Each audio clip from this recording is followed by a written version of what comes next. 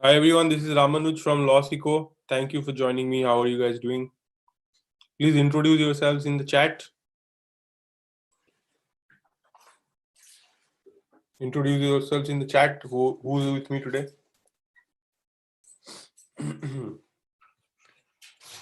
Can you guys hear me? If you can hear me, write yes in the chat, please, quickly. Hi Dipankar, hi Gaurav. What about the rest? Hi Dileshwar.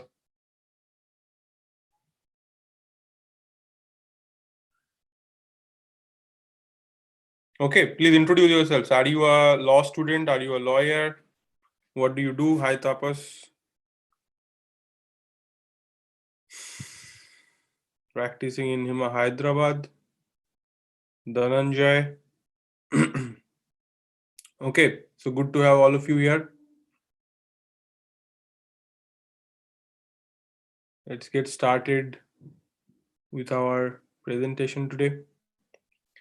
So how many of you have done any work in technology law already or have some experience of practicing technology law so far? Have you done anything in the domain of technology law so far?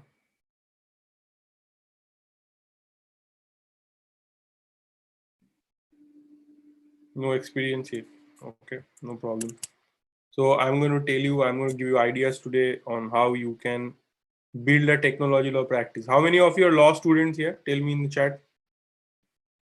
Okay, there are a few law students also, so no harm. You can always learn about how is it to build a law practice. It will help you, right? So first thing is that while I'm going to give you like a 3-month kind of plan today, that you can, if you do these things in 3 months, you are going to start to see some results.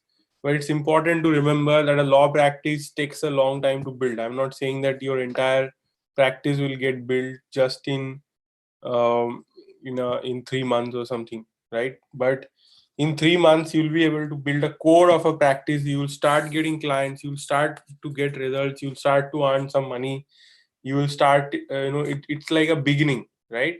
And you can very much achieve that beginning. This is something that it's a good start that you're aiming for. Many people struggle for this. Most people find the starting so hard that they're not able to ever build their practice because they are not able to start. They are so afraid. They sometimes keep doing jobs that they don't really want to do. They have a dream of building their own law practice, but they never get to it because they simply do not have the confidence to do that, right? So a law practice takes a long time to build, but I'm going to give you a 3 months plan, right? There are, at the heart of building a practice, there are certain habits that you need to develop, and if you have those habits, then building a law practice is not hard. Okay, and I'm going to tell you how to build. You have to understand a few basic economic aspects also, and in 3 months you can develop habits as well as get some initial results if you put in a focused effort. Okay, so what stops most lawyers from building their own practice? What do you guys think? Just think of this question, that if many people want to build their own law practice, right? Many people in fact want to become lawyer for this reason, that they can have independence. Unlike in many other professions in law, you can have an independent profession. It's a you can be your own boss, you can have your own clients, you can have more freedom over your work and everything. So what is it that stops most lawyers from building their own practice? So Abhishek is saying perseverance. I mean, they have perseverance, so they can't build it, or is it that they don't have enough perseverance to build it? Lack of it. Okay, no, they don't have enough information. Gaurav Narwar is saying. Dileshwar is saying getting clients is hard. What else? Can you think of other reasons?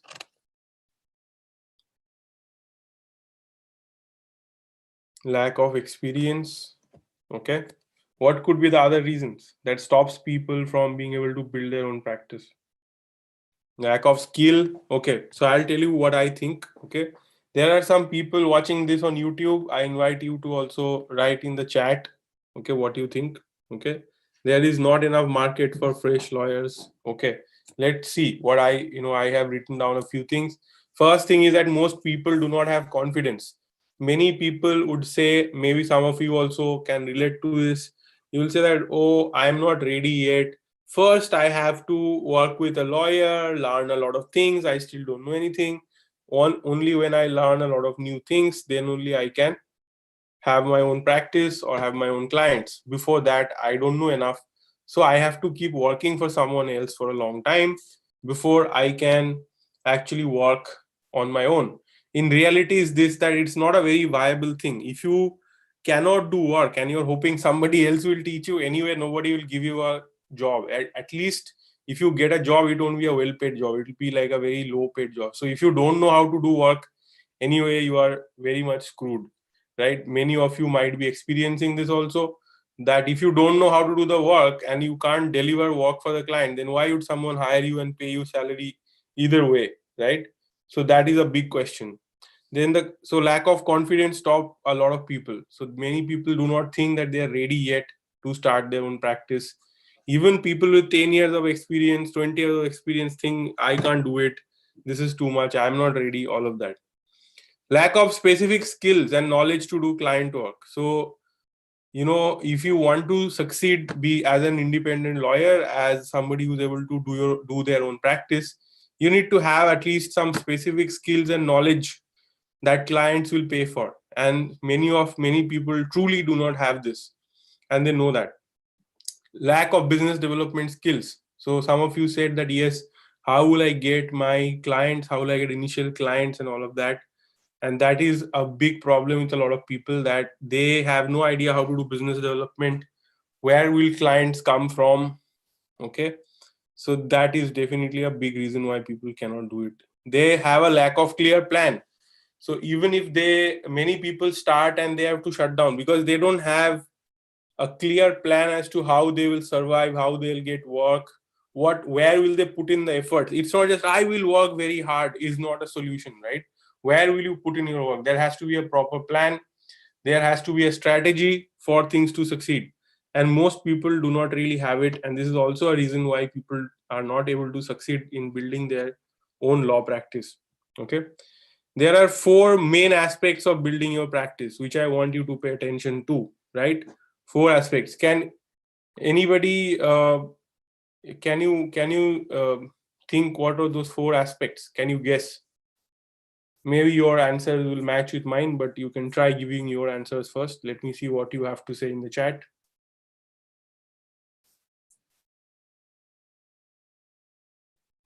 Give it a shot, come on.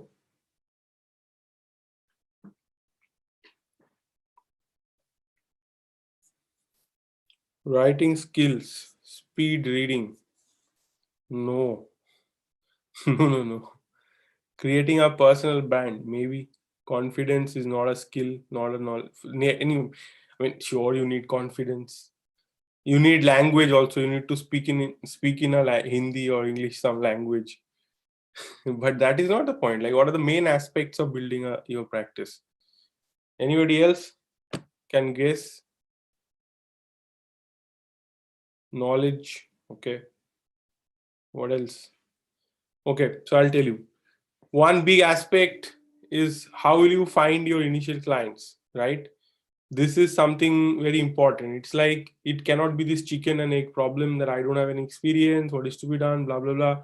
You need to have a initial set of clients who will give you work to prove your mettle and to create a track record, right? So this is very, very important. Then second question is, why will those clients want to work with you? So even if people are contacting you to check, how many lawyers, if you talk to them, you'll see they'll say that, yeah, I have inquiries. I was just talking to one of my students few days back, and he said that I have had 30 inquiries in the last 10-15 days, 30, and none of them have converted. Okay. And this is a problem many people have, that they have learned how to get a query, somebody is coming and saying, okay, tell me more about your services, how much will you charge, what will you do, etc. But it is not converting into real work. So what will you create? You have to do some things so that clients who come to you, the inquiries, the incoming queries will convert into paid clients. Okay, this is a very important aspect of this thing, and you have to figure out what are you going to do that this will actually happen, right? So this is the second aspect. Third aspect is how will you deliver results? How will you do the work? Say somebody comes to you and says that, okay, I want you to draft a technology licensing agreement, okay? Or I want you to draft an investment agreement or whatever, some franchisee agreement, or I want you to help with this consumer matter, or I want your help, there is a shareholders dispute or whatever. There may be a number of matters and they want your help. Now, can you actually do the work, right? Somebody says, do a GDPR audit on my company. Do you know how to do a GDPR audit? Now, this is very, very important. How will you deliver work? How will you deliver results to the client? Very, very important. Third aspect. And the fourth aspect, this many people ignore, even experienced lawyers who have started building their practice. They ignore this and they are unable to build their practice because of that. Okay. Why will these clients want to work with you again and again and refer others like them to you, right? So do you have any answer for that? How many of you are lawyers here? So if some client has worked with you, Vaibhav, you are a lawyer, so you can think, you can answer this question in the chat. If somebody has worked with you, do they come back to you to give you more work? Do they refer others like them to you? Why is it that they'll do it? What is the reason? Do you have a reason for that? What is the reason? Answer in the chat. Come on, tell me. Yeah. So these are the four aspects. I'll repeat this for you, just so you remember this. If you're trying to build a practice, 4 big questions, write this down and try to answer these things. How will you find your initial clients? If you start your practice without answering these questions, it is very, very hard. It's like you are shooting in the dark. Why will those clients want to work with you? If they come to you, and by the way, the answer can improve. The answer can be as good as you want. And over time, the answer will get better and better and better if you focus on these questions. How will you deliver results? Okay.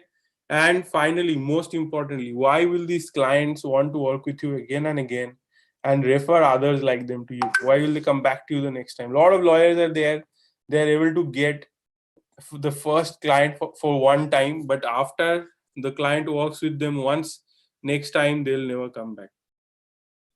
Okay. And that is a harsh reality for a lot of lawyers. I speak to a lot of my students regularly about them. You know, people who are struggling to build their practice. Usually this is the reason. Okay. They don't have any answer to this question. Why should clients come back? Why would they refer more people? They're not able to answer this. In today's webinar, we'll discuss all these questions, right?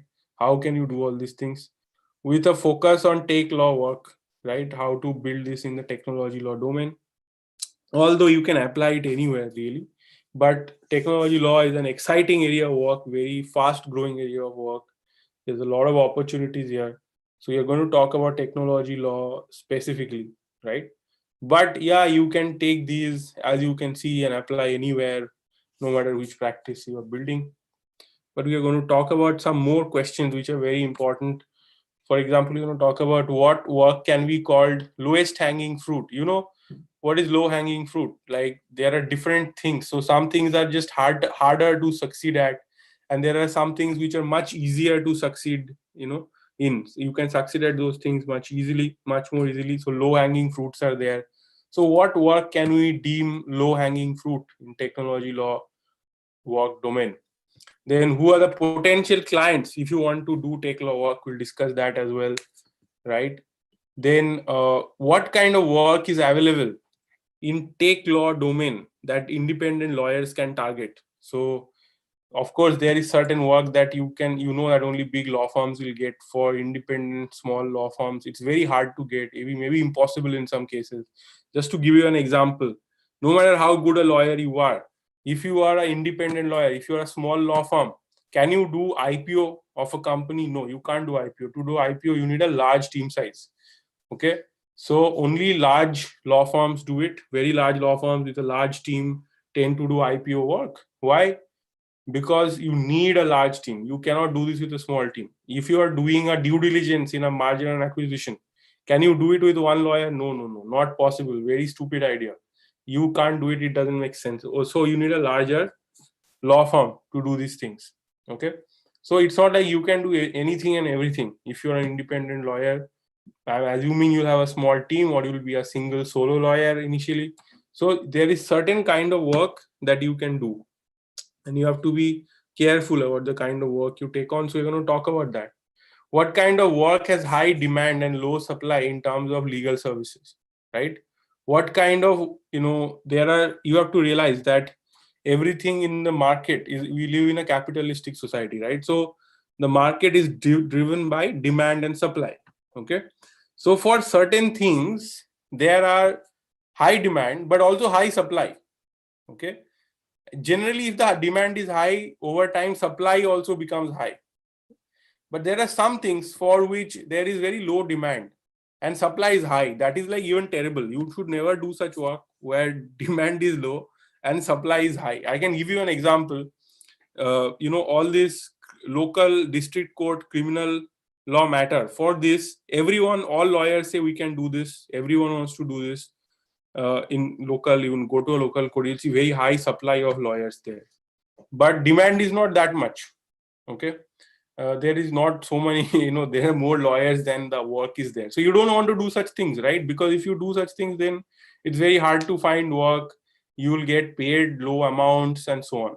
So if you want to do something in which there is high demand and low supply, and in the technology law domain, thankfully, there are a lot of such work in which there is a lot of high demand, but supply is low. Why? Because lawyers are not fully educated about how the technology sector is growing, what kind of work is coming up, what kind of opportunities are opening up. Tax law work, for example, it is also like this. You must be knowing that if you look around, how many, if you just ask here, there are many people who have logged in here. How many of you are willing to do tax law related work? Can you tell me how many of you, most people are afraid of doing tax law work? Yes or no? Am I saying the wrong thing? Yeah, people are afraid of doing tax law work. So what does that mean? That means that there is demand for tax law work is going up and up and up, because there is GST and there is income tax and there is more businesses are becoming formal over time, right? So all of these people have a high demand. They're generating high demand together for legal work. Yes. But what is happening is tax law, there are not that many lawyers who are willing to do tax law work. So that means if you are looking for tax lawyers, it is harder to find, and clients are becoming willing to pay more. There are only few lawyers, they can only handle so much work, right? So they are charging more. And because other lawyers are not willing to do tax law work, then the demand, basically high demand and low supply situation. The same thing is with tech law also, right? Because lawyers are not much, they don't even know much about what kind of work is happening in technology, what is the challenges that technology entrepreneurs are facing, what are the legal issues there. They have no clue, right? And because of this, there are very few lawyers. Actually, if a startup guy or a tech guy goes to a lawyer and says that, I want to do, can you help me with this kind of a contract? Everyone will say, yes, I'll do it. But they actually don't know how to do the work. They will mess it up, and, the client will be very unhappy. So this is the situation in a vast number of things that are happening in the domain, that there is high demand for such work, but the supply is very low. Okay. So where are the gaps in the market? Okay. So we need to study where are the gaps in the market, that there is a lot of gap in such markets where we can tap into it, right? So if you want to build a tech law practice, you want to tap into those gaps. That is your best bet. Yes. Okay, so we'll also look at what are the different kind of clients that are there in the market. Okay, this will help you to plan your practice better. That who are the clients who are my most potential good clients that I can approach, right? Remember that technology itself is not an industry anymore. Okay, it's not like I want to do technology law. Technology is like technology is a misnomer. Okay, it's not an industry. Within technology, there are massive industries. Okay, massive industries. What are some of these industries? Okay, for example, consumer internet. Do you know what is consumer internet companies? Can you give me one or two examples? Consumer internet, e-commerce, digital media, blockchain, fintech, software as a service, SaaS, right? Biotech, IoT, agri-tech, and dozens of other massive industries worth billions of dollars, sometimes hundreds of billions of dollars exist, right? Most of them misunderstood, underappreciated, and underserved by lawyers. Okay. So example of consumer internet company, Times Internet, Hathaway, ACT, consumer internet. No, consumer internet company is not literally internet connection, ISP. It's not that. Consumer, Google is a consumer internet company. Facebook is a consumer internet company.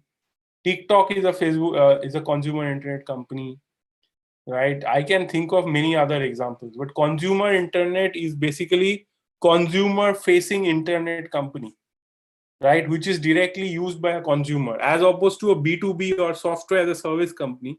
Consumer internet is a software or an internet service which is consumed by the common people.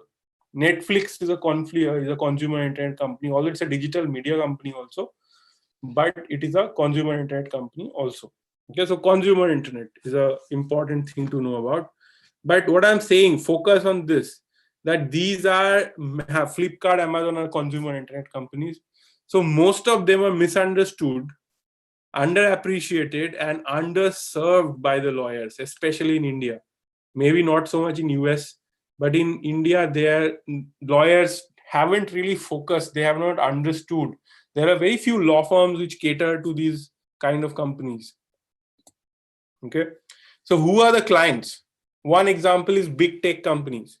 What are the example of big tech companies in the US? For example, big tech company, big US, EU, and around the world actually, they're called FANG, right? FANG is Facebook, Apple, Amazon, Netflix, Google.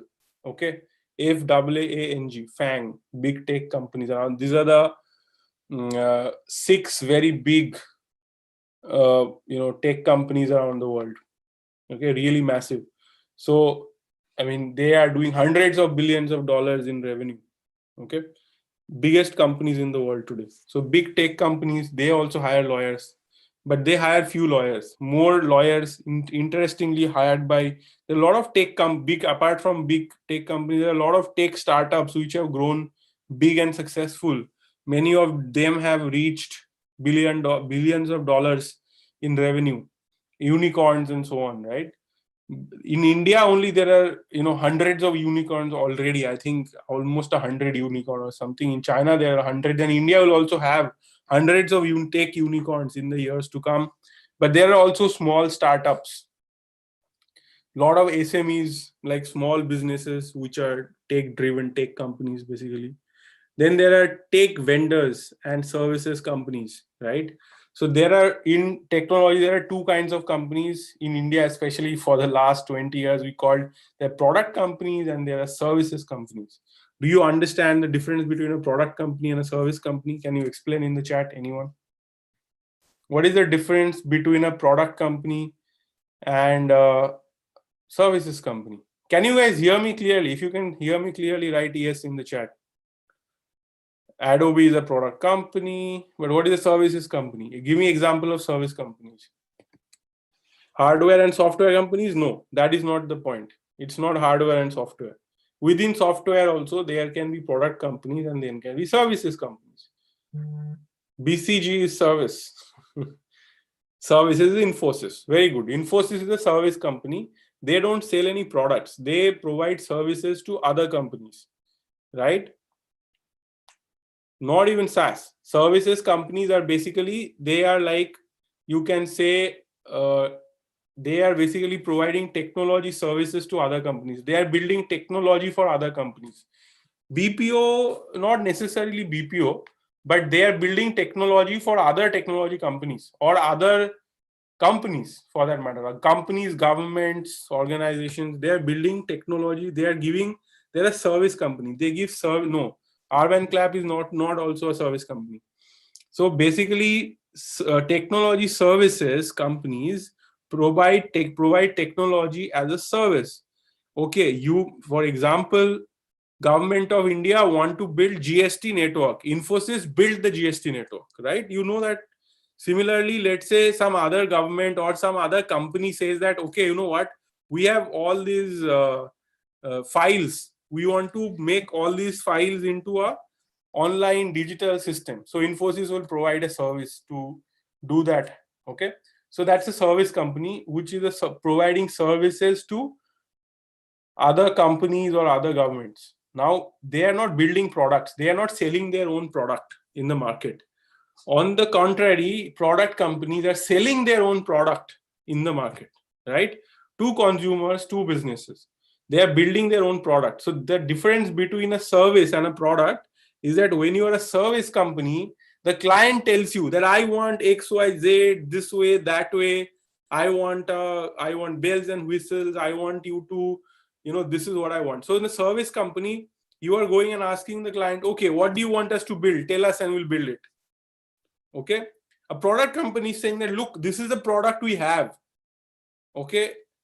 Will you buy it or not? I want you to buy this product. So I am not going to change the product as per what the client tells me. This is my product. You buy this, right? That's it. The customization is limited, if at all. Okay. But in a services company, everything is customized. We will build everything for you. Think of a tailor, right? So a tailor is saying that I will build a shirt as per your specification and your measurement. I will, create your dress or clothes or whatever according to your requirement as per your measurement. That is services. Okay. But a product is like, I have these shirts. There is size A, size B, size 40, size 41, size 42. You take the ones that fit you.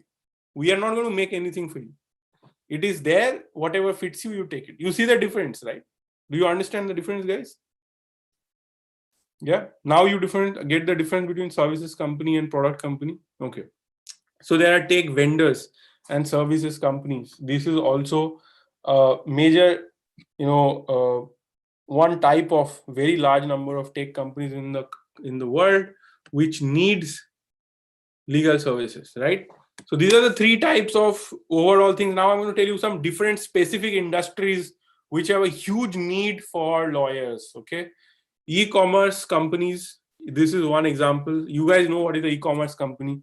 Do you know how many e-commerce companies are there in the world? I'll give you like 1 minute to think about it. But you realize after the pandemic, e-commerce has become even bigger. Businesses which were offline have been forced to go online. Must be thousands and crores. My friend, in thousands and crores, there is too much of a difference. Make up your mind. How many? Thousands or crores? Millions. How many millions? Okay.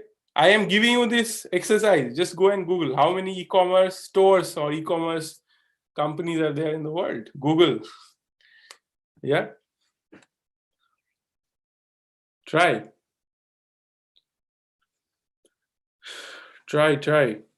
Google this. Okay, I'll take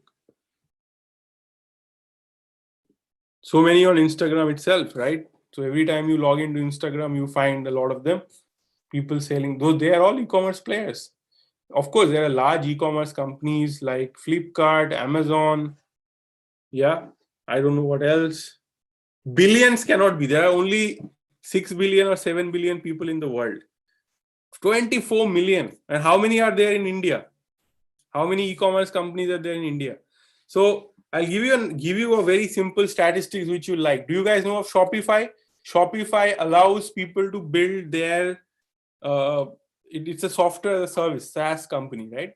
So Shopify allows you to build a e-commerce shop very quickly, right? And not everyone is using it. It's like a lot of e-commerce players who are not using Shopify, but Shopify is there, and Shopify has more than 1 million clients around the world.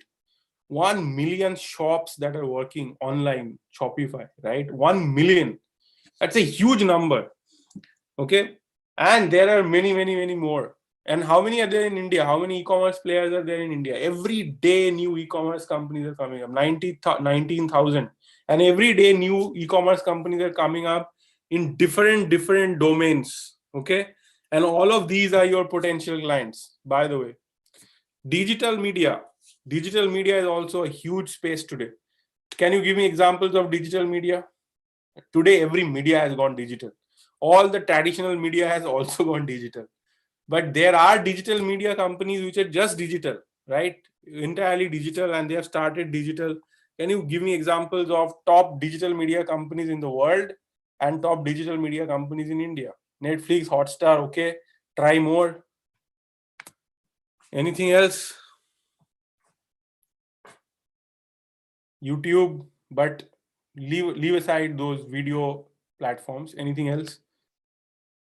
Okay, Facebook also, sure. Try more. In India, think about digital media companies in India. Indian digital media companies. Because if I say US, you will keep saying Facebook, Snapchat, Instagram, WhatsApp. No. Just think in India also. What are the biggest digital media companies in India? Okay, quickly tell me. Google this if you have to, but see this. Twitter is not Indian. Sony, Z, no. These are like large corporations. I mean, they have their digital media arms. But tell me native digital media companies, people who things which are only digital. 𝗵𝗡𝗊𝗍, 𝗵𝗶𝗊𝗄.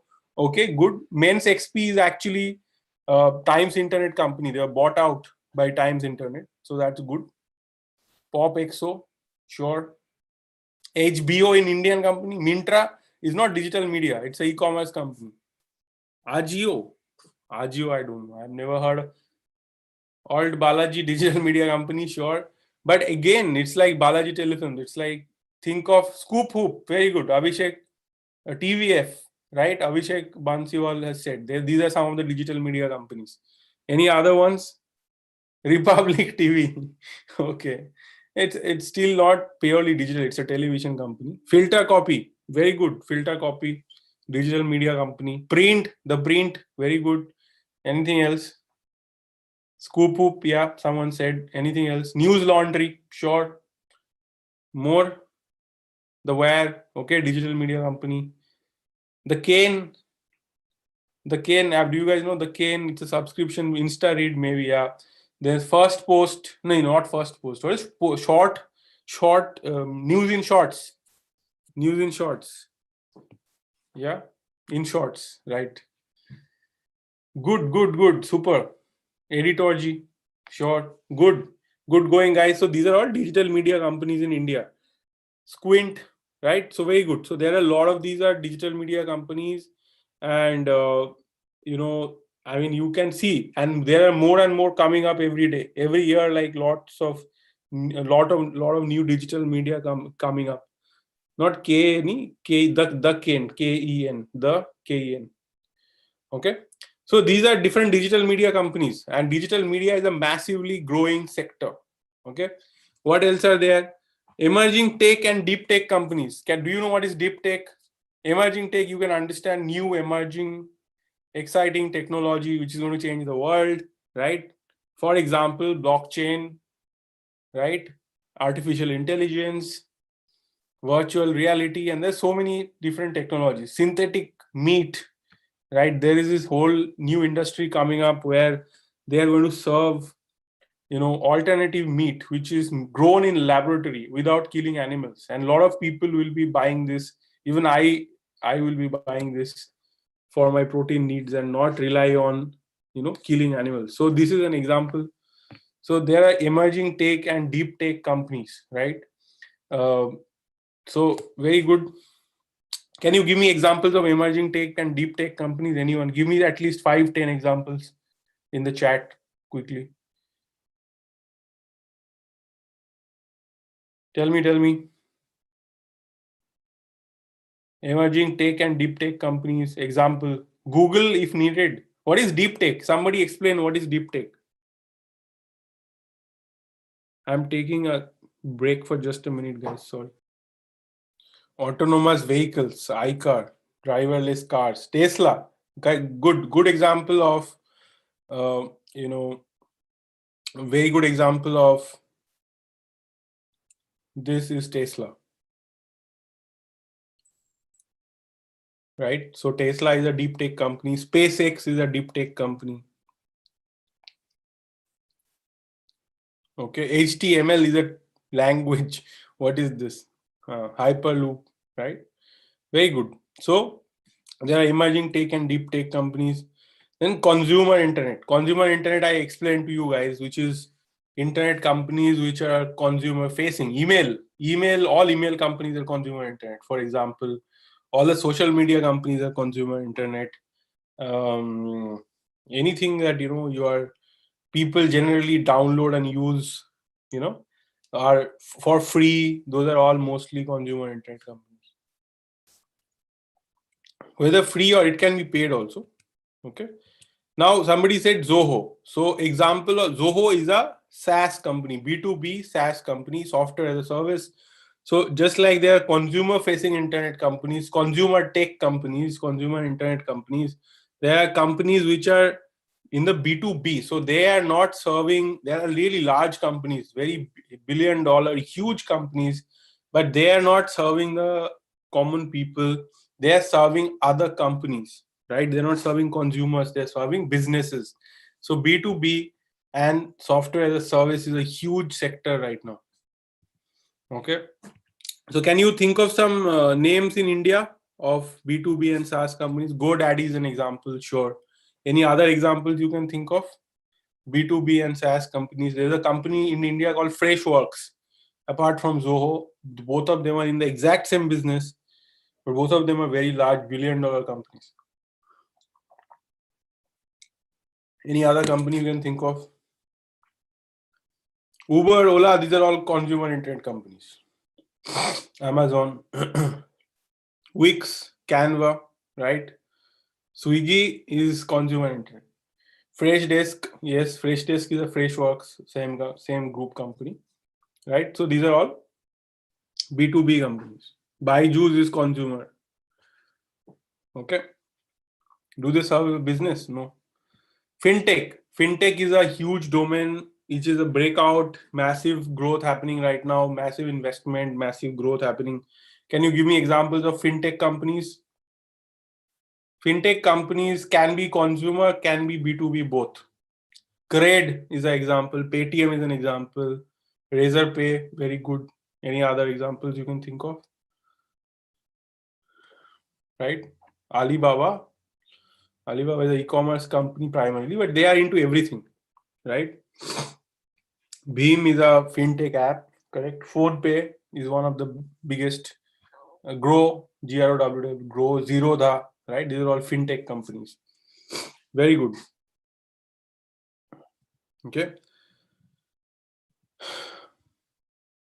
Logistics and transportation tech. So this is also very big in India right now. And Delivery is an example of logistics companies, tech-driven logistics company which has raised a lot of money, growing very fast. Any other companies you guys? eCart, right? I don't know, Bizongo. Uber and Ola is transportation tech, right? There is like services like Uber for trucks and all these things also. I don't remember the names of those companies, but sure. So logistics and transportation tech is a big area of growth. EdTech has been one of the biggest growth areas during the right now it's growing like anything. Byju's, an academy, and I don't know, Vedantu, LawSikho, sure, we are also a EdTech company. So there are massive growth in EdTech happening right now as people move away from, people realize the power of education technology and how it can make a big difference, right? OYO is a consumer internet company, right? I missed out a couple of things: data science, applications, and AI, right? Data sciences and all, this is very closely connected. AI is artificial intelligence. Artificial intelligence cannot be created without data. So data and AI is very closely connected. And there are companies which are doing great work, making a lot of money, growing really fast out of these things also. And many companies are using data science and AI, no matter what they're doing within that. Maybe within EdTech, maybe within whatever technology it may be, they're using data science and AI, trying to use at least. Clean energy, production and storage, both huge business. Okay, so this is also a huge area of work for lawyers. Can you think, for technology lawyers, can you think of some clean energy companies, clean energy technology companies? There's a lot more cyber security and whatnot. I'm not going into all of that. Prashant Kishore uses AI and data science, right? Okay, cloud computing and data centers. Yeah, this is also a huge, fast growing area. In India, we'll see a lot of clean energy happening going forward, simply because solar is going, in India has a lot of solar energy, like potential for generating solar energy. And the price of solar energy per unit has fallen much farther, 10 times cheaper than energy, electricity generated from coal, right? Coal was the cheapest electricity till now, but that is changing. Tata is with new line of right, electricity vehicles. And then there's this whole Tesla just entered India, and there's this whole challenge of batteries. There will be next generation batteries coming up. We are using gadgets more than ever, right? So how do you store energy in an efficient way? How can you recharge those batteries easily? How can you store electricity in larger capacity for longer time? So there's a lot of things going on in these. Similarly, cloud computing and data centers. In India, data business will grow a lot because government has a clear focus on data sovereignty. That is, the Indian data should be in India. It should not be stored somewhere else. And it is highly possible that India will be seeing a birth of its data centers. And cloud computing is right now in the hands of the big tech companies, Amazon, Google, Facebook. But we might see this growing big in India, and Indian companies also coming up in this, especially for local data. So these are the large tech players today, and you need not focus on large players at all. So if you want to look for large players, the sectors I described, a lot of those companies are spread across these sectors, right? So these are the large tech players today, and you need not focus on large players at all. Why is that? Because there are a lot of smaller industries that are going to grow very fast in the future, and you can see all the promises, right? Massive promises. And for instance, drones, virtual reality, telemedicine, space technology, all of these things are growing really fast in India. It is always a great idea to super specialize within a small domain and an emerging new domain. Because if there's a domain which is already there for a long time, it might be that there are established lawyers there, right? So I'm just giving you an example. If you want to be a successful criminal lawyer, it is very hard to become the best criminal lawyer. You know why? Because there are so many lawyers practicing for so many years in criminal law. For you to get the work and make a name and do a better job than them, it's going to be really hard, right? It's going to be very hard to earn a reputation, right? But it is a great idea to super specialize in within a small domain. So for example, in drone technology, or there is so much work in drone right now. There are so many drones being imported into India. It is a highly regulated thing. Who's the best drone lawyer? Nobody knows, right? Nobody specializing in something like that. So you can become the authority on drone regulations in India. It is possible. Nobody is the authority today on drone technologies or regulation of drone technology. Who's the authority in India for regulation of space technology, right? Nobody is working on it. Nobody's writing articles. Nobody is talking about it. Nobody's doing webinars about it.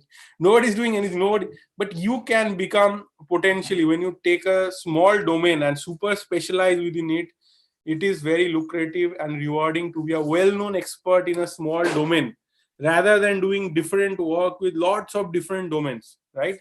what is the tendency when somebody is starting a new thing, new practice?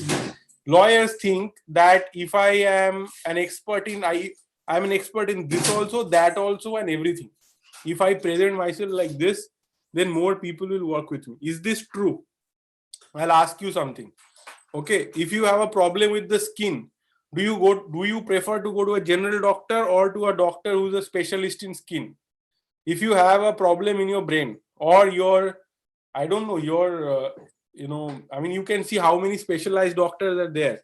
People go to general doctors, or do they prefer to go to specialized, highly specialized doctors? What happens? In reality, what happens? I am not saying whether it is good or bad. By the way, I don't think it is so good. Okay. Now, what happens with lawyers? Exact same thing happens. So if I imagine that, I'm giving an example, right? So let's say I have to negotiate a power purchase agreement. It's a, power purchase agreement. There are these it's electricity law, and like there are, do you guys know what is the power purchasing agreement? PPS, yeah. Do you know who enters into such agreements? Tell me. Anybody knows? Anybody here knows who enters into PPS? Discoms, sure. Distribution companies and state governments, right? So now imagine that there is a power purchasing agreement and this is to be negotiated. Will you hire, I don't know, like the most famous constitutional lawyer in India? Will you go and hire 𝗬𝗏 for doing that? Chances are low, right? You won't do that. You don't go to just a famous lawyer, the most famous lawyer in India. No. You look for experts who have negotiated many PPS. Yes or no? Will you look for someone who's specialized within the electricity law domain, or will you go and look for the most famous lawyer out there? Correct? So if you have a startup, imagine you have a startup and you are raising money, right? You are raising money and you need a shareholder agreement negotiated and drafted, right? So who will you go to? What kind of lawyer will you look for? Somebody who specializes in that, who has preferably negotiated many such contracts for many startups, basically does this all the time, drinks, eats, breathes negotiation of shareholder agreements, preferably someone like that, or like a general lawyer who does everything, does litigation also, everything. Who will you prefer? Okay, so this is what happens. So when even you will look for a lawyer, you will want to look for lawyers who are highly specialized, have that exact knowledge and skill. Correct? Most beginners are afraid to specialize. How many of you think that if I specialize, then it will be a problem? Do you think like this? Now that I have said so much against that, you may not say so anymore. But most people think like this, that if I do this and that, they don't say no to anything that comes to them, right? They are like, no, I'll do everything. I'm not saying you no to some work that comes. You can still do it. If you are a youngster and somebody has come to you to give you some work, I'm not saying say no to people, but focus on one thing. Build your credibility, your name in one area rather than everything. And by the way, this is advice for the first 10 years. After first 10 years, when you already have built a sizable practice, you want to add new practice areas, and then you don't want to remain super specialized. Then more value may come from adding more specializations, one after another. Okay, later on, maybe later on, but initially it is a very bad idea, because if you say I do this also, that also, then you're not specialized in anything, and your weapon against a more senior person or more established lawyer is that, okay, he may be a technology lawyer, but is he a specialized lawyer in this kind of technology? I specialize only in this, and clients will hire you because of that. Okay, because you are more specialized, people will prefer to hire you. But most beginners are afraid to specialize. They think that it is an advantage for finding work if they are doing many different things. They say, if I specialize too much, how will I get work? Yet is it not the case that we prefer to hire specialists, right? We prefer, most of us ourselves prefer specialists. There are many advantages that a specialist will have, especially as a lawyer. I'll give you an example. So imagine that I am day and night, I am negotiating power purchasing agreements, right? So I am negotiating many of them. So I know all the players. I know how they negotiate. I know their terms and conditions and what is the difference. And so I have a lot of insider knowledge and I have a lot of spatial knowledge. Now imagine that you are just negotiating 3. I am negotiating 50 power purchasing agreement in the whole year. You are negotiating only 3. How much specialized knowledge do you have compared to me? You don't have, right? Yes, no, maybe. Imagine, so somebody who's just doing 1 power purchasing agreement doesn't know anything compared to how much specialized knowledge I have. So this is why there are many advantages of being a specialist. And it translates into an ability to charge premium rates for clients in a narrow domain of work. Imagine you explain to your client that, look, I have negotiated, this is what I do, I eat, drink, breathe. You can find another lawyer, but the lawyers who are charging you less, they are not as conversant in this as I am. This is what I do all day long. So if your lawyer comes up against me, then there's no chance he'll win. And your client will be convinced, because it is actually a lot of business sense. So people will be willing to pay you a higher premium when you're specialized. Also, earning a reputation for a certain kind of work is much quicker when focused on a narrow domain, right? So it's a great idea to specialize. Those who focus on a specialty, okay, tend to build their practices much faster as compared to people who try to generalize. And a lot of people in the market try to generalize. You think that it's an obvious thing. How many of you are thinking it is obvious that you should specialize? How many of you think it is obvious that you should specialize? Write yes or no in the chat. Do you think it is obvious? Write obvious in the chat. Okay.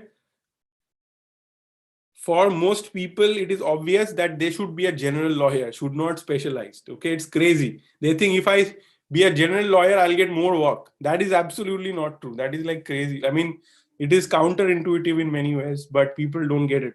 Okay. So I'll be glad if you guys get this just one thing in your head today, that specializing is better for your career growth. Yeah, most senior lawyer in Zambia discourage specializing. In Kenslick Mulolo is saying, he's from Zambia. In India also, most senior lawyers discourage specializing. And if you don't specialize, it is to their advantage. Okay, so it is good for them, but not good for you. If you specialize, you will get better work. You will get paid more. Everything will happen. Because in that domain, you are the king. In the small domain, you are the best. You can become the best in a small domain. To become a best in a large domain with lots of lawyers, it's much harder. Right? And senior lawyers will prefer that there is not so much specialization. Then they can take up all work. But they cannot do it if there are specializations. There are specialized lawyers in every domain. So the way to beat seniors is to specialize. Otherwise, you have no chance against the seniors. If everybody is generalized, then senior has more experience and they are better than you.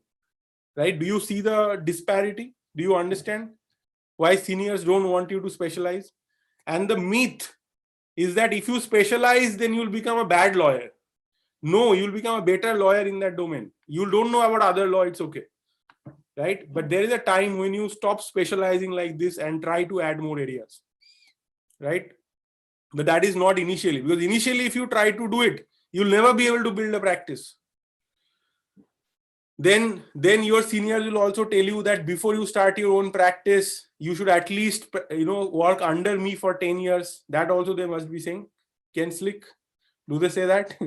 That you must work under us for 10 years, 20 years before you start your own practice? Yeah. There you go. Okay. What to do about the interconnectivity of various laws? So interconnectivity you will be able to learn. So you are not an idiot. Just because you are specializing, not that you're an idiot, you cannot learn any other law, right?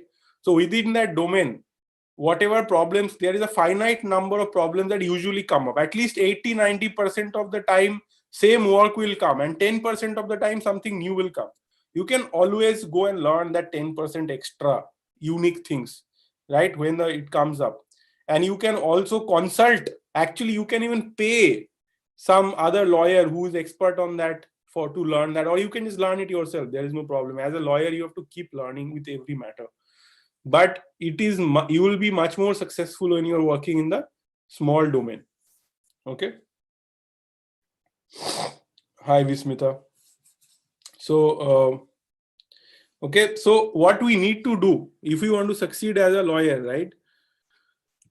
We have to think which of these clients are least understood and not well served. If we can find problems in the market which are not already solved by the existing lawyers, and trust me, there are a lot of such problems that people are facing and lawyers are not solving. So the challenge is which of these clients are least understood and not well served. Can you give me an example of something that you have seen, something you have noticed in your life, that there are certain clients, they want a certain service, but they are not getting it? I'll give you an example right now. Okay.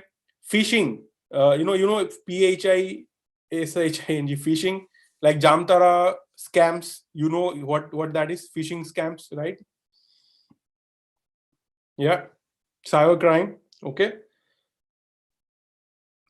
Right. So people are getting defrauded, they are giving their OTP and somebody is stealing their money. All the time happening, right? Hundreds and thousands of cases. You have seen this happening all around you?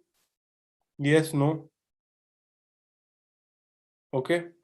Okay. So how many of you think that this problem is well solved? If it happens to you, can you go to a lawyer, pay a reasonable amount of money, say, you know, you have, say somebody has stolen 50,000 rupees from you in this manner, can you go pay 10,000 rupees to a lawyer and get a solution? Yes, no, maybe. Do you know which lawyer to go to? Do you think lawyers will solve it? It's not well solved, right? Huge problem. People don't know what to do, how to do. And that is why there is so much phishing attack out there in the world. Another example. Let's say a girl is getting stalked on social media. She is facing some stalking from someone. Or maybe why a girl? Maybe a man also is facing, these days a lot of men are facing, sextortion, right? Online extortion. Okay.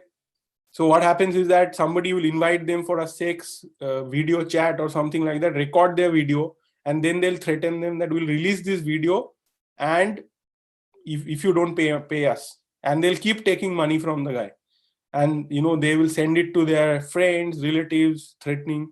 There's a very common problem. There are a lot of gangs around India who are doing this, sextortion rackets. Now, can you give them a solution and charge money for it?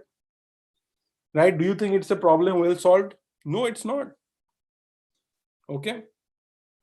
Very difficult to find such niche lawyers. But do you think people are ready to pay money for these things? Yeah, people are ready to pay. So, I mean, I just gave you two examples. This is not everything, right? There are a lot of other businesses also have a lot of problems.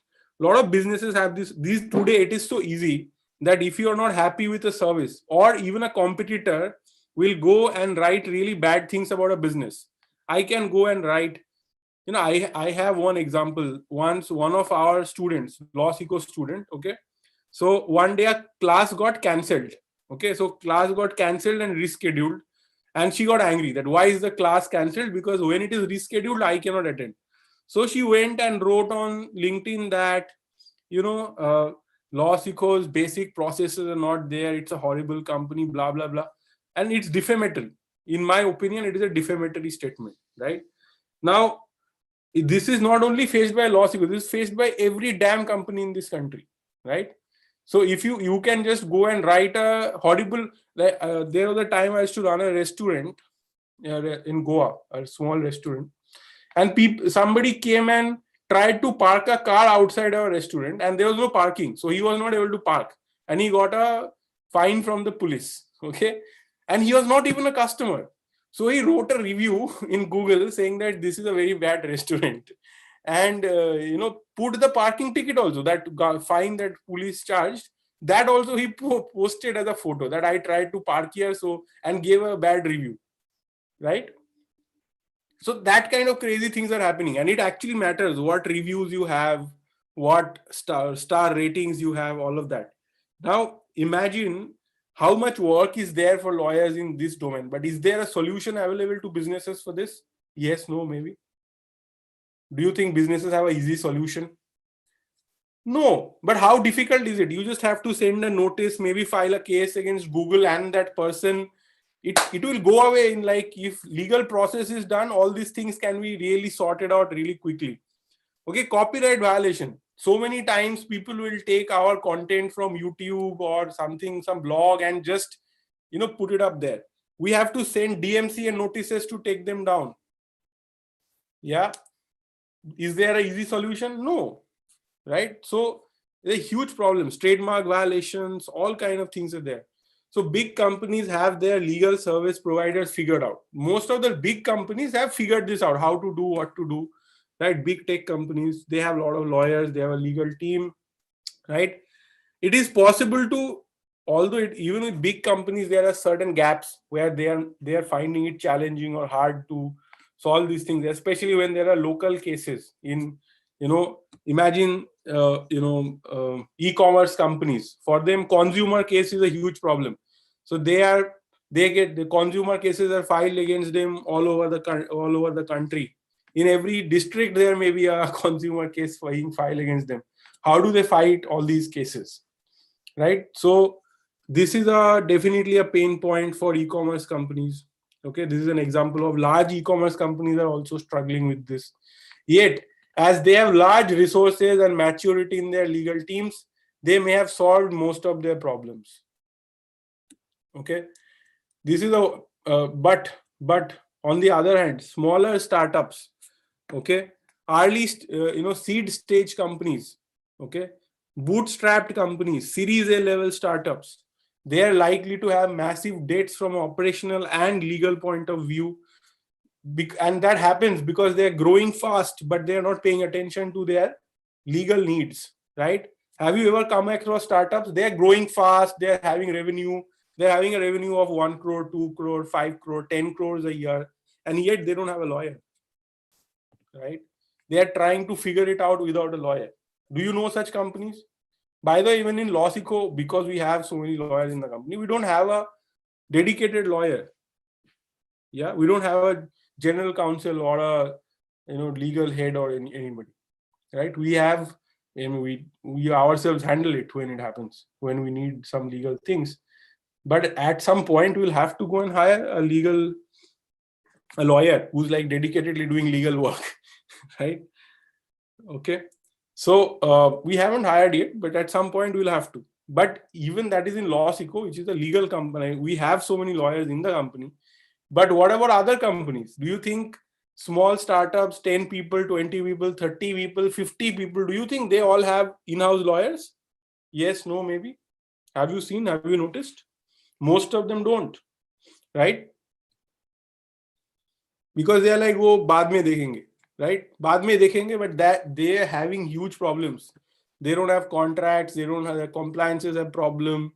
And sometimes the problems start manifesting, start giving them enough trouble, then they will go and hire a legal team. But before that, they are still hiring lawyers, right? This is a wonderful opportunity for new entrants in the market. So if you are looking to get into the tech law practice, or even law practice for that matter, right? This is a wonderful opportunity. Can you tell me why? Why do you think it's a great opportunity for you? Such small startups which are growing, but yet they have legal debt. They don't have lawyers with them yet. Why is it a wonderful opportunity? I gave you the answer a little bit earlier. Because these companies are not well understood, they are underserved, their problems, they don't have lawyers paying them attention at all. It's an empty market, low demand, low supply, high demand. They even sometimes don't know that they themselves need. Correct? And this is the time when they maybe not be able to pay much initially, but they are growing. They are going to be able to pay a lot. Can you build trust? Can you build relationships at this stage? Right? And also you'll be able to get work from them that matters, so that you can prove your mettle and create a track record. Law students are able to get work from startups. Forget lawyers, law students. Startups are so desperate, they're ready to even law students draft their contracts, because otherwise they are copy pasting from the internet. So they're like, okay, this guy saying he's a law student, knows how to draft contract, let him only draft it. Do you realize? Okay, what is the situation? So they are happy to get to work with any lawyers at all. Problem is that they have very low budgets, small budgets. Okay, but it is a great opportunity for you to do work that matters, to prove metal and to build a track record, and also build relationships with these companies, because these will grow. If they don't grow, if they shut down, it's okay, because the founders will go and work in some other big company and they will bring you into those companies also. So I highly recommend small startups that do not have a legal team yet. Right? Startups with legal teams will not have much contracts, compliance, or regulatory work to provide. So if it is a startup which has already hired a legal team, then they will not have much contracts, compliance, or regulatory work to provide, because they're expecting their in-house counsel to do all these things. But they still will have disputes in which they will need help from external lawyers. Okay? Remember this. So you are trying to get to startups. The best potential clients are startups which doesn't have a legal team yet. And there are a lot of such startups. Most of them don't have legal teams. They are going to eventually hire. But before that, you want to capture such clients. For those looking to set up a non-disputes practice, it is better to focus on startups that do not have a legal team yet. Do you understand? So those who are looking to set up a non-disputes practice, it is better to focus on startups that do not have a legal team. This is very easy to figure out on LinkedIn. How will you know whether a startup has legal team or not?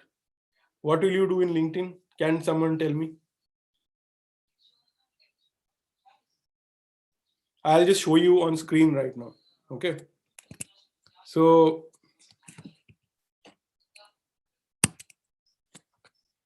let's say I'm looking for space tech companies in India.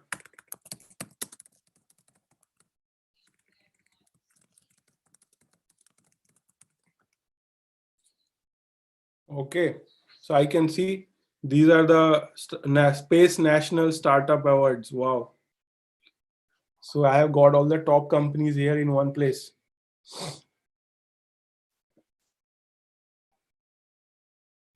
Right? So Skyroot Aerospace. Let's see in LinkedIn. Very nice name, Skyroot.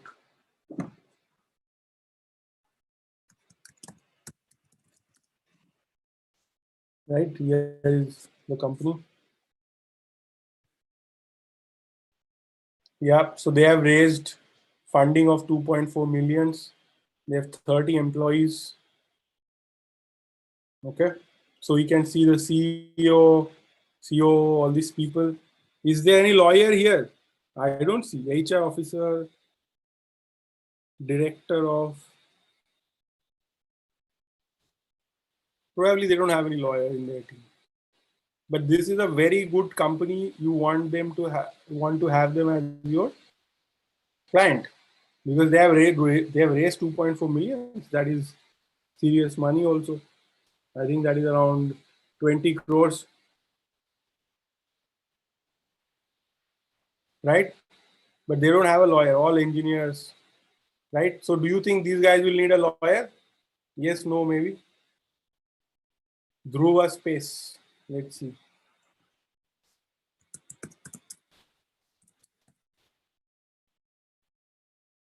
These are companies which have revenue. Maybe they don't have revenue, but they have. These are deep tech companies, clearly.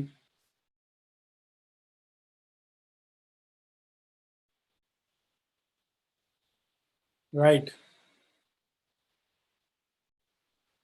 Even here you can see they don't have any lawyers. So these are potential clients. So you can figure out in this manner. And what is best, for technology law work, you don't have to restrict yourself to Indian companies at all.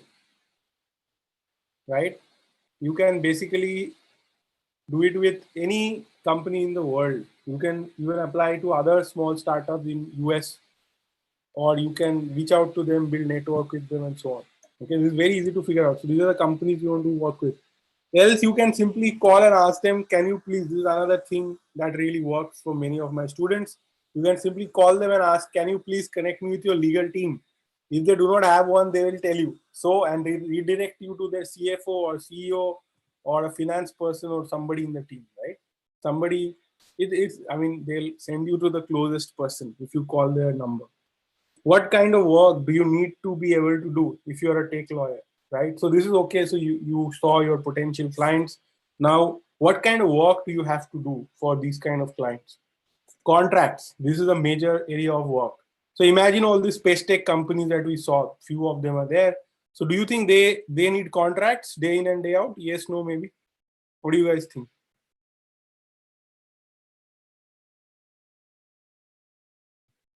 Yeah, they need, right? And some of these are technology related contracts. Then they'll have compliance requirements. They are a company, they need to comply to all the laws, right? So they have compliance requirements. Disputes and litigation. So some of them might have some disputes. The contracts may run into disputes. They might have disputes with shareholders, investors, vendors, all kinds of disputes, consumer, right? Regulatory and policy advocacy, right? They also have, they need a regulatory interface. Many technology startups have a problem with regulation, right? Do you remember in Uber, for example, in India, their biggest team was legal team in India, legal and regulatory. They had a huge team working with governments, every state government, right? They need, so that they don't run into problems. They have good connection with the government and they're able to figure out how to operate so that regulations are not against them. They don't have any problems and so on. So regulatory and policy advocacy. I have done, one webinar on regulation of emerging tech, right? Why regulation of emerging tech is a very hot area of work for lawyers. And I've explained, you can definitely watch that on our YouTube channel later on. Data and privacy has become a huge area of work, right? It is within compliances, but I specifically mentioning it because it has become such a big area of technology lawyers to work on. So all of these companies, if they want to have clients in Europe, if they want to, for example, if they want to have clients in Europe, they want to do business with companies in Europe as a vendor or anything, they need to comply with GDPR. You know about GDPR, General Data Protection Rules. So suddenly they need to comply with the GDPR. Very soon, the personal data protection law is already in the parliament, will soon get passed and become the law. It is before, I think, a parliamentary committee, and soon it will become law. So then it will also become, in India, all companies will have to comply to the data protection law. So data and privacy has become a huge area of work. You can see the whole hoopla that just happened over WhatsApp, right? So there's a big, so all for tech companies, data and privacy is a very critical thing. I have explained what work is there in previous webinars, so I'll not spend too much time on this. But this is the kind of work you have to do, right? I'll show you the kind of skills we teach in our technology law course. These are the kind of things you have to do if you were a tech lawyer. So I will quickly show you. 1 second, please. Right, I'll show you the actual work that you might get from clients in this area.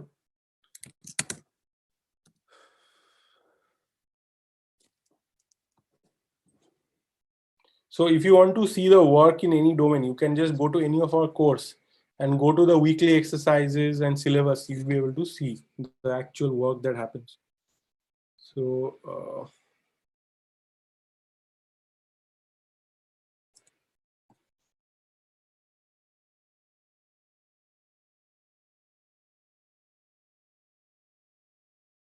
So these are some of the things you need to learn. You have to learn strategic and drafting work in connection with cyber and technology laws, contract, fintech, e-commerce, how to handle technology contracts from negotiation to execution and enforcement, how to draft different kinds of technology contracts and advise technology companies on execution of software development and service level contracts, technology licenses, revenue models around open source licensing and other issues, right? Advise businesses, artists, sports federations, authors on unique contracts such as technology transfer, ebook publishing agreement, music licensing agreement, video game licensing agreements, etc.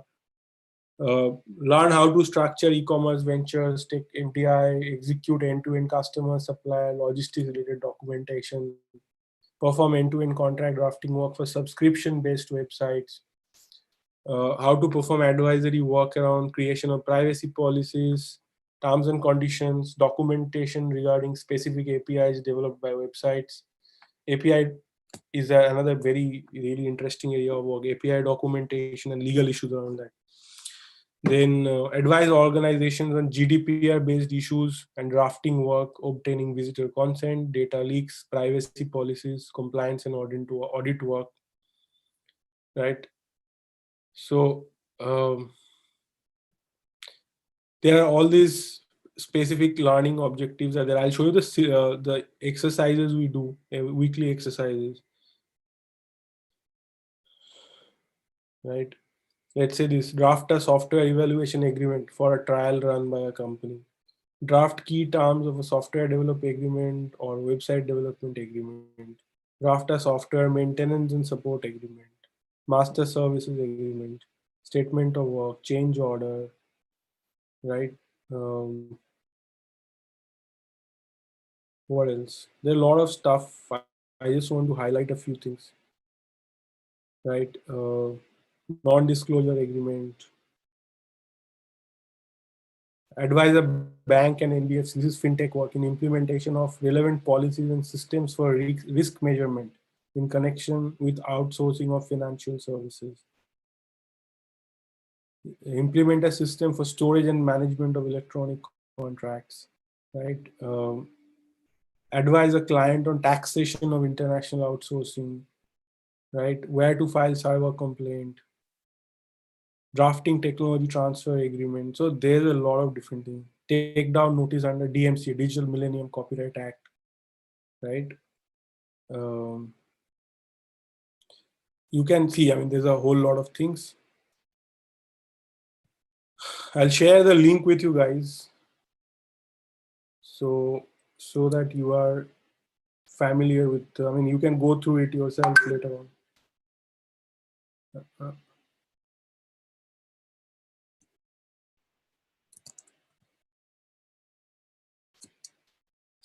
Okay, so you can go through it. You can just Google technology law course, LawSikho. You'll easily find it, right? So you can go through this. Let's jump into the rest of the discussion for today. So how will you find your initial clients, right? This is very important. I'm sure many of you are waiting exactly for this, right? How to find your initial clients. Any ideas? Anyone can share any idea? How will you find your initial clients?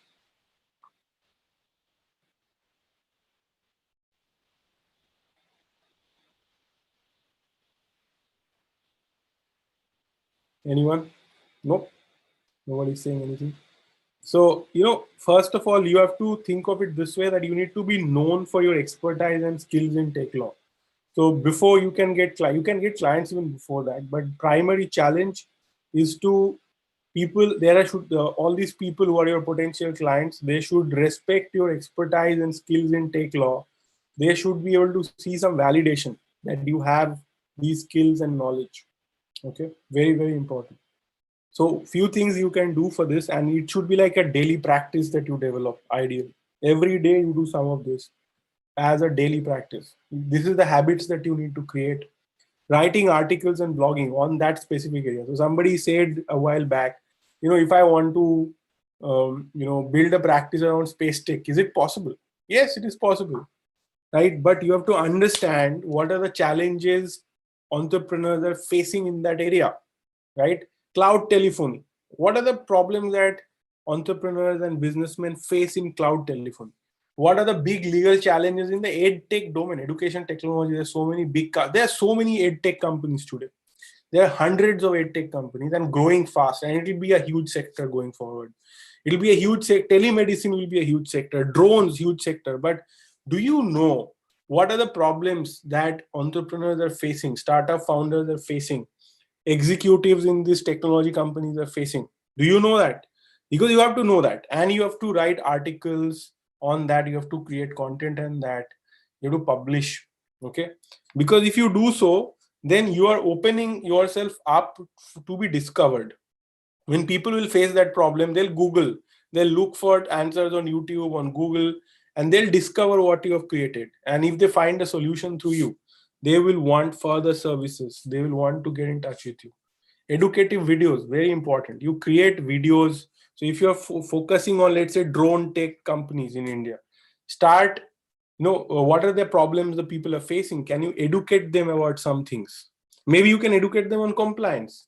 It doesn't have to be about space tech only. It can be general also. You can tell them about tax laws. You can teach them about compliances. You can teach them about GDPR. You can teach them about stuff that they want to know. So I am making educative videos for you guys because you are my potential clients, right? You are my if you benefit from the videos I make, the kind of free content we create, there's a high chance you'll realize that you want to work with us. Same thing for you. When you start creating such educative videos and people are coming, they start looking at you as an expert, there's high chance they benefit from your videos. They'll remember you and they'll come to you. They'll consider you an expert. So videos, creating blog posts, very important. Social media posts. So somebody said maybe we should post on LinkedIn. Yes, absolutely. Right? Twitter, LinkedIn. Your potential clients are on social media. Yes or no? All these founders of companies, potential clients, are they on social media or not? Yes, no, maybe. Are they already on social media? Yes, no, maybe. Yes, they are, right? So is it possible to reach out to them? Absolutely, right? So you can start, the idea is to have your ideal clients on your profile added. Don't add random people on your profile. Add your target people, right? Add them. And then regularly post content for them, right? Content that is beneficial for them, content that they like, that they will reshare, the content that they will benefit from. Once you regularly start posting that kind of content, your name will spread. People will come to know you and they will come to you when they have work, right? They need advice, they'll reach out to you on social media itself most of the time. So social media posts are very powerful way of connecting with your target audience and potential clients. Pro bono work for very early stage startups. I highly recommend this. Okay, I keep telling you, somebody comes and tells me that I want to build my practice, I'm not getting clients. You know what I tell them? I tell them that go talk to founders of 10 startups which are in early stage, very promising, very good teams, maybe got some early funding, angel funding, etc. Got angel funding at least reach out to them. They got a very small funding, angel funding, or maybe bootstrapped but growing strong. You can see the track record. Go to such startups and tell them, for 1 month I will work for you for free. I am doing this as a charity. Okay, no strings attached. You don't have to do anything in return for me. For free, I will do 1 month of work for you. And 1 month doesn't mean every day, 1 month, all the time I'll work. Maybe every week I'll spend 1 day working for you. Okay, 1 day, 6 hours, I'll dedicatedly work for you. And you can do it remotely. Now you don't even have to go meet them, right? And you just tell them I'm doing this. Or you can tell them that, look, there are many ways. I don't know, you have to approach with your strategy. But the idea is to give them a chance to see your work. Let them benefit from your work for free. It does not matter, because you know what? If they have seen the quality of your work, if they have benefited from that work that you have done in whatever that 1 month, 6 days, 4 days, whatever, right? The benefit that they have got from you, do you think next time when they're in trouble, when they need legal help, when they really need to get a contract properly done, do you think they'll go look for random lawyers, or they will go to the lawyer they already trust or they already know, have proven themselves? Who will they go to? Tell me, right? Will they not go to the person who they already trust, who have already come and do free work and proven? So what I say is that at least go to them, help them to draft at least 1 or 2 contracts that will be very critical for them, will be very beneficial for them, right? Help them to maybe find out all the gaps, find out that what compliances are important for them that they're not doing, what kind of problem can it create for them. Give them a checklist.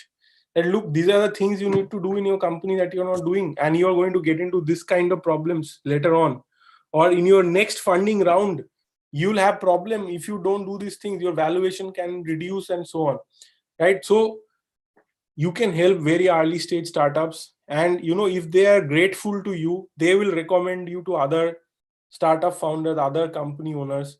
Do you know whose recommendation people trust? They don't trust a random recommendation, right?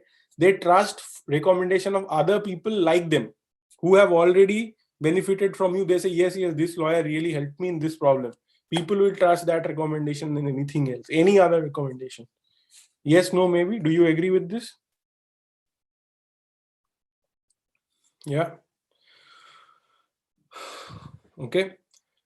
You should be working for industry bodies and voluntary organizations, right? There was a time when I was working with such tech company, where I found my first client. I was a fourth year law student. I went to an event called Startup Saturday. I just read about it on Facebook, and it was happening close by. So I went to attend it. I saw one guy speaking there in the event. Okay. So he finished talking, and he was building a data protection software. So he finished talking and he went out for a smoke.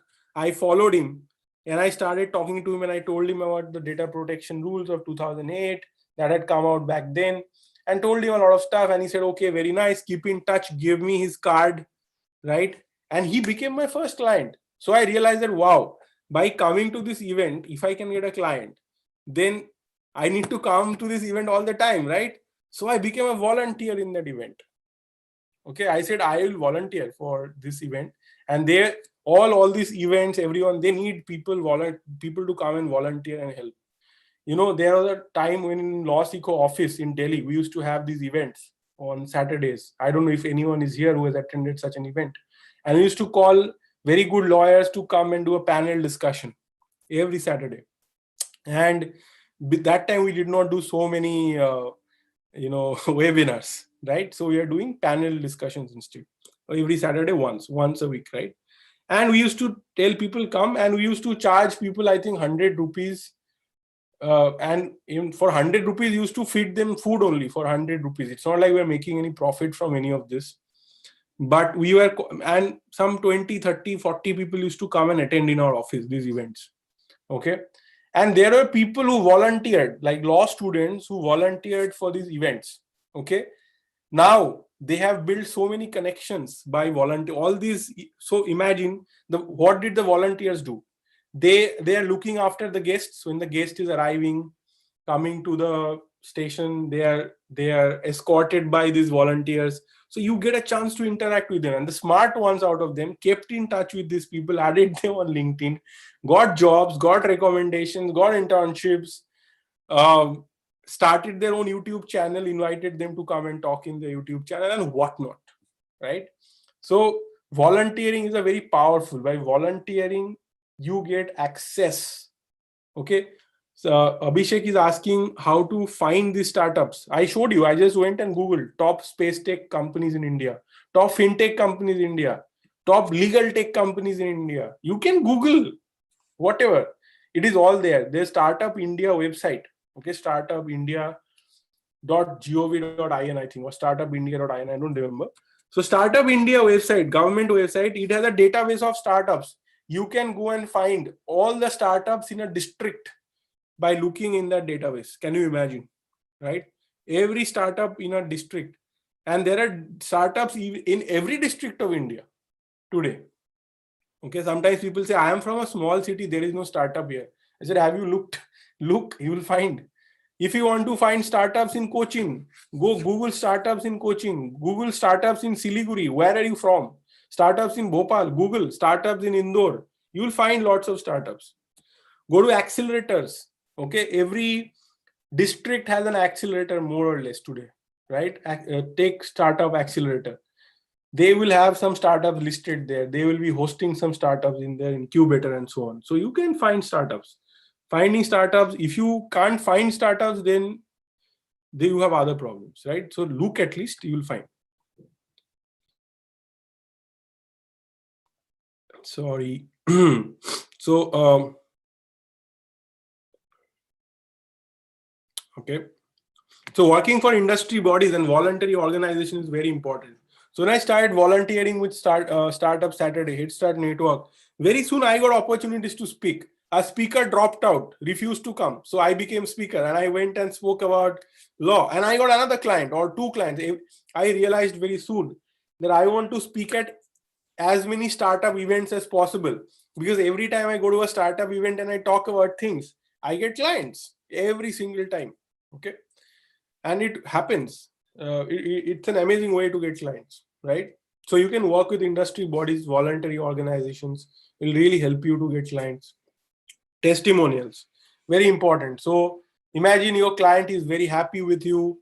They can leave you testimonials on platforms like LinkedIn. They can leave you, on things like, very good freelancing platforms are there, Upwork, Fiverr. They can leave their feedback over there. It really, really helps, right, to get more clients, right? Even if you have worked for free with someone, tell them to write you a recommendation on their LinkedIn profile, on your testimonials, LinkedIn testimonial, and so on. It will be wonderful. Even if you work for free, get like at least 5-6 testimonials from people, the kind of clients you want. Work for free with some, get testimonials, and then you'll see what happens, right? People will have much higher trust in you. Events is very, very important, right? You can attend events right now, mostly online events, but no harm. You can attend online events. You can volunteer for online events. You need to track all the events that are happening in that industry, right? So if you're looking at space tech, so what are the events happening in space tech? If you're looking at clean energy tech, clean tech, then what events are happening in that domain? Attend those events. Okay. Don't miss them. See the industry publications, like are there certain blogs or certain forums that everyone in that industry is reading?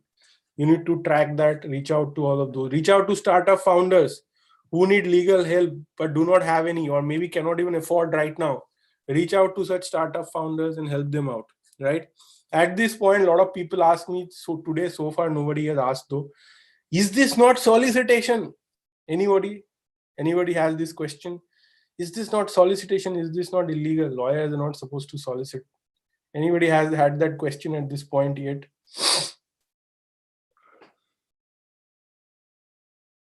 Yeah, nobody's saying anything. So tell me, is this solicitation or not?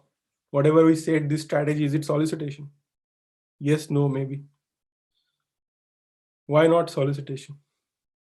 Dilesh or Dipankur all saying no, it's not solicitation. Why not solicitation? It will be solicitation if you go to people and say, give me work, right? I am a tech lawyer, give me work. That is solicitation. Okay, you can't do that. You cannot run an advertising saying on Google that I am a tech lawyer. Do you need contracts drafted? Come to me. Can't do that, right? Not demanding, begging, beseeching, requesting anything. You can't ask people to give you work. But can you go and tell people that I want to educate you? I want to do a free workshop for you. I am doing a webinar on how tech startups should deal with these compliances. Would you like to attend? Is this solicitation? It's not. So you can educate people, you can write blog posts, you can do YouTube videos, you can organize events, you can do a whole lot of things, right? It's not solicitation, right? You can even offer to help them as a charity, free of cost, as a pro bono work for small startups. Nobody will create any problem to you for these reasons, right? And this is how, you should not never solicit. So be careful about that aspect also.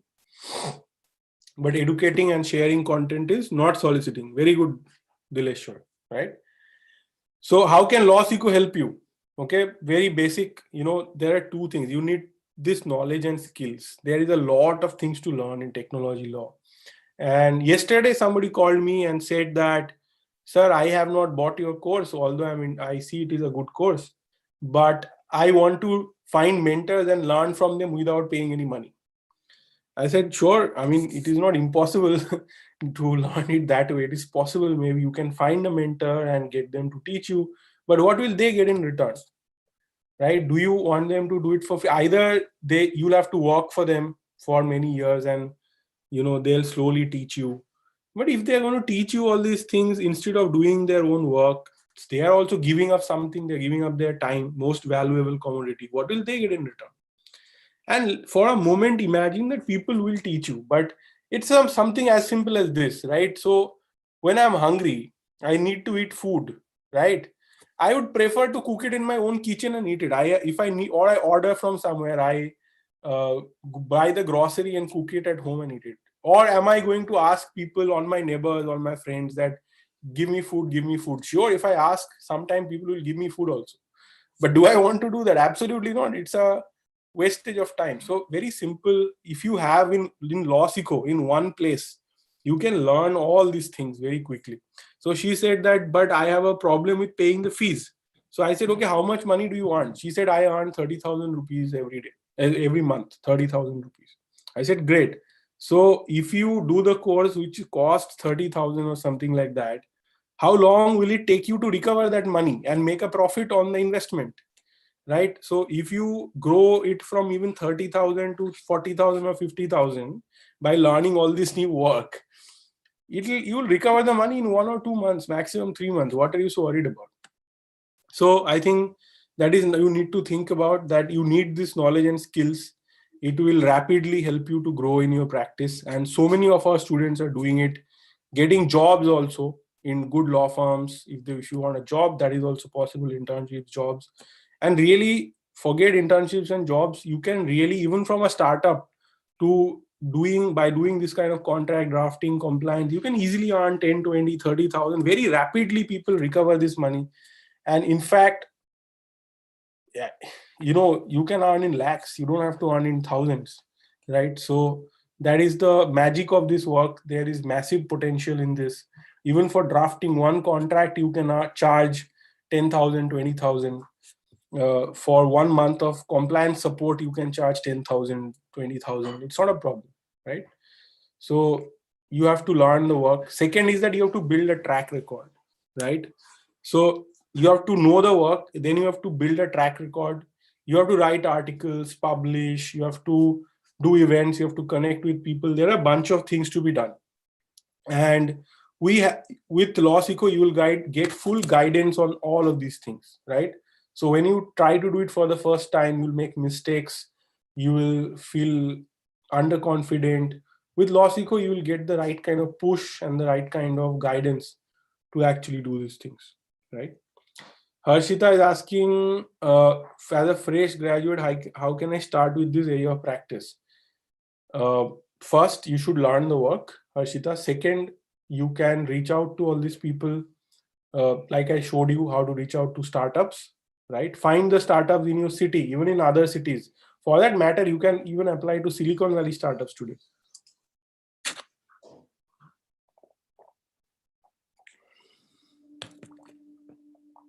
Okay. Okay. So I have a webinar coming up tomorrow, right? So it is, what are the 20 most in-demand tech law skills every lawyer should learn? So if you're a lawyer, I'm going to tell you about 20 most in-demand tech law skills that you should be learning. And I'll show you. Here is the link. Here is the page, right? Please go and register here. If you are watching this on YouTube, it's very easy. Nothing difficult. Right? Just go to lawsikho.com/webinars. Go to lawsikho.com/webinars. There you'll be able to find this particular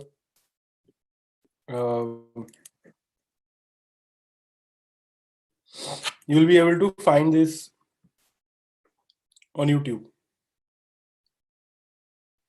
Nothing difficult. I'll actually share the link here also on YouTube. Here you go. You have to register here if you want to attend this webinar tomorrow. So how many of you plan to attend this tomorrow? How many of you want to attend this tomorrow? Okay. And can I request also share this in at least one WhatsApp group of your friends or other lawyers who you think can benefit from this? Share the link with them also, because I see too few people here today, and since I'm spending so much time an effort. I would love it if there are more people coming. So how many of you promise to share this with at least one WhatsApp group today?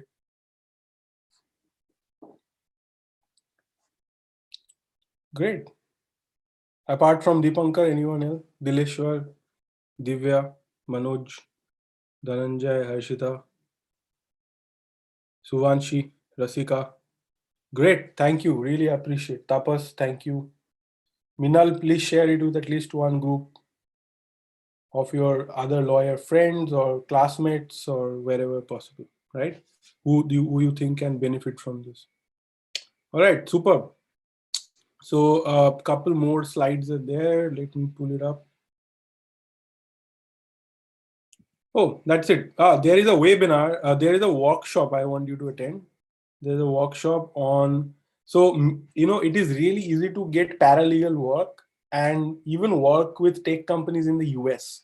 And I'm having a workshop, okay, on 31st of January, where I will be explaining how to get paralegal work for Indian lawyers from foreign tech lawyers, foreign tech startups, okay?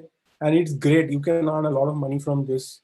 You can earn 1 lakh, 2 lakh rupees per month by doing paralegal work, sitting in India, okay, with US tech companies. I'll tell you the kind of work you have to do, how to get such work, all of that. So how many of you will be interested in that? Working with US companies. And there are a lot of benefits of this. You can eventually transition into US jobs, or if you want to do LLM in the US, etc. This is a very, very good opportunity. So how many of you would like to attend this? Well, it's a very exciting, I am really excited about this workshop. So how many of you would like to attend this workshop?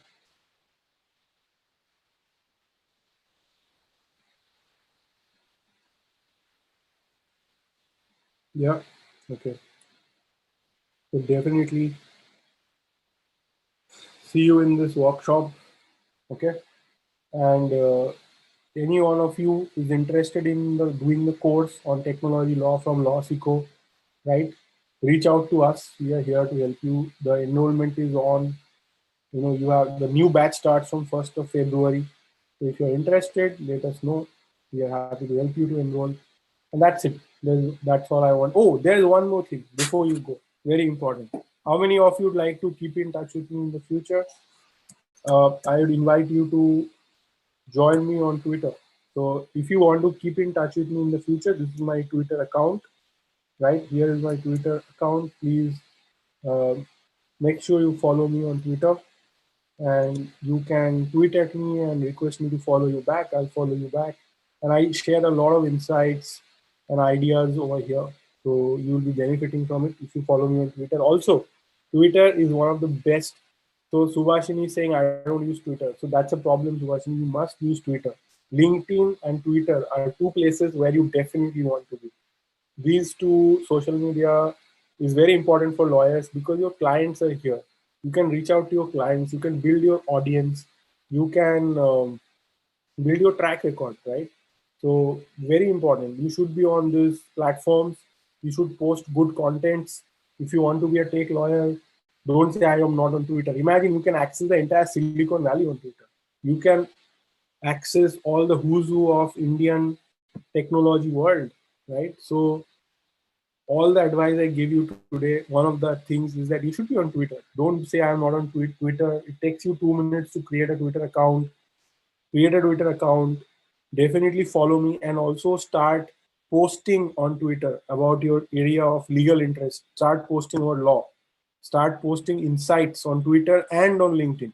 Okay, and follow all the tech guys, all the tech company founders, startup founders, investors. Okay, very important. Follow all of them. It will help you. Okay. Any questions I can answer? Anything? Any questions you like me to answer? Please ask me. Happy to answer at this point, or we can end the session. How will you rate today's session? 0 being pathetic, 10 being amazing. How much will you rate today's session? 0 to 10.